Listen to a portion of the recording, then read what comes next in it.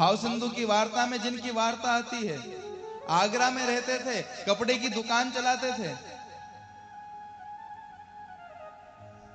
लेकिन ठाकुर जी की ऐसी कृपा हुई, बोले मुझे तो गोकुल जाना है। अपनी दुकान को बंद करके और गोकुल चले गए। गोकुल में जाकर के महाप्रभु जी के पास में पहुंचे। महाप्रभु जी ने वैष्णव जान करके, अधिकारी जान करके और गज्जन धावन क्षत्रिय को ब्रह्म संबंध दिया और नवनीत प्रिया जी की सेवा पधरा दी।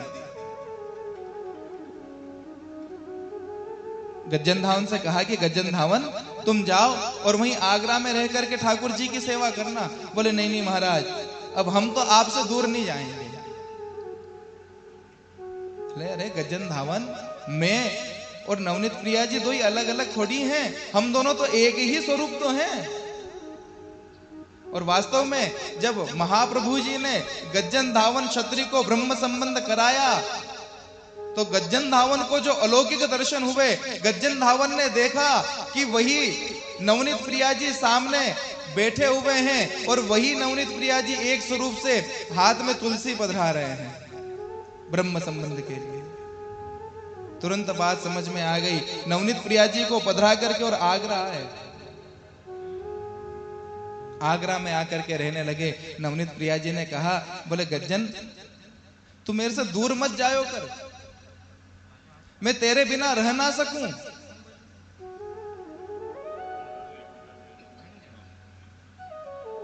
गज्जन धावन ने अपनी दुकान बंद कर दी। जितना भी सामान था सब बेच करके और जितना भी द्रव्य आया वो सारा द्रव्य श्री ठाकुर जी की सेवा में लगाने लग गए। एक नौकर रख लिया। बोले गज्जन जो भी सामान चाहिए किसी नौकर से मंगवा लेना, तू कहीं बाहर मत जाना। जो सेवक सामग्री इत्यादि लेकर के आते थे उसी से श्री ठाकुर जी की नित्य प्रति सेवा करते थे।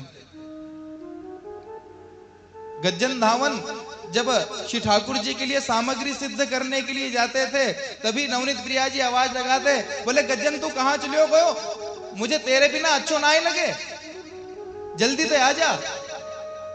गज्जन धावन आदि सामग्री छोड़ करके और नवनीत प्रिया जी के पास में आकर के बैठ जाते हैं।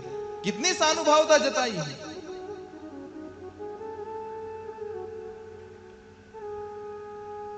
चार भाव से लीला नवनीत प्रिया जी ने करी है गज्जन धावन के साथ में।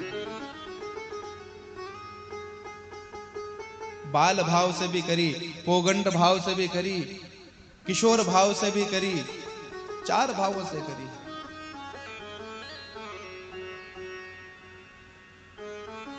एक दिन नवनीत प्रिया जी ने कहा, बोले मैं तो महाप्रभु जी के पास में जाऊंगा।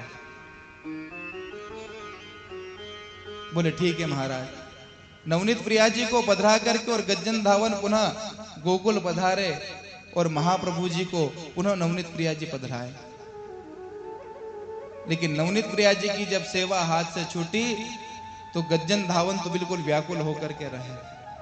लेकिन भक्त की, वैष्णव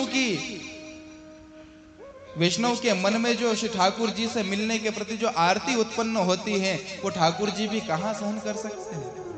ठाकुर जी तो कहते हैं तू आवे पग एक तो मैं आऊं पग 60। अगर कोई मेरी तरफ एक कदम भी चल करके आता है तो मैं तो भाग करके और 60 कदम चल करके आता हूं। बताओ इतना कौन कृपालु होगा। परम कृपालु श्री वल्लभ नंदन। लेकिन वही कहते हैं तू जो कर्रो काठ को तो मैं लोहे की लाट।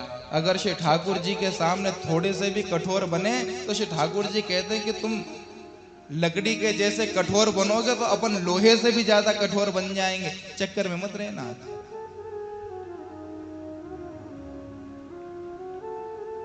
एक दिन गज्जन धावन रात में सो रहे थे। अचानक से बड़ी जोर की प्यास लगी, लेकिन देहाशक्ति नहीं थी, देह में इतनी शक्ति नहीं बची थी कि खुद उठ करके और जल पी सके।